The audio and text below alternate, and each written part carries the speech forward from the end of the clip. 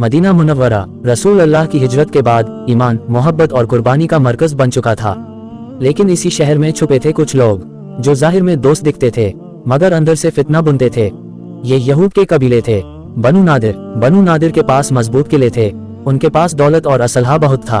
उनका गुमान था हमें कोई हिला भी नहीं सकता, हमें कोई शहर से निकाल नहीं सकता। मगर वो भूल गए थे कि जिस मदीना में वो रहते हैं उसका हिफाजतगार खुद अल्लाह है। एक दिन उन्होंने रसूलुल्लाह को एक झूठे बहाने से अपने किले में बुलाया और छुपकर कत्ल करने की साजिश रची, लेकिन अल्लाह ने अपने रसूल को इस फितने की खबर दे दी। यहीं से उनके धोखे और साजिशों का पर्दाफाश हुआ। सूरह अल-हश्र 59:2। अल्लाह ने उनको पहली ही जमात में निकाल बाहर किया। तुमने समझा था कि वो कभी नहीं निकलेंगे और वो भी समझते थे कि उनके किले उन्हें अल्लाह से बचा लेंगे, लेकिन अल्लाह का अजाब उनके पास वहां से आया जहां से उन्होंने गुमान भी न किया था और अल्लाह ने उनके दिलों में खौफ डाल दिया। वो किले जिनके सहारे पर वो घमंड करते थे आज उन्हीं किलों से निकलने पर मजबूर थे।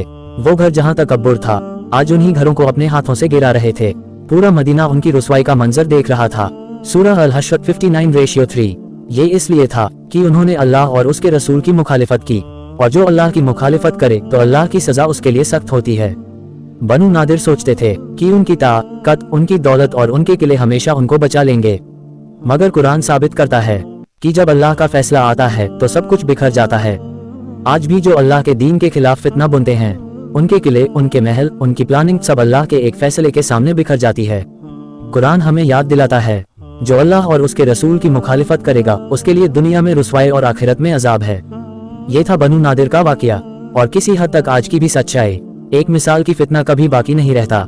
जो अल्लाह के दीन को रोकना चाहते हैं वो खुद रुसवा होते हैं।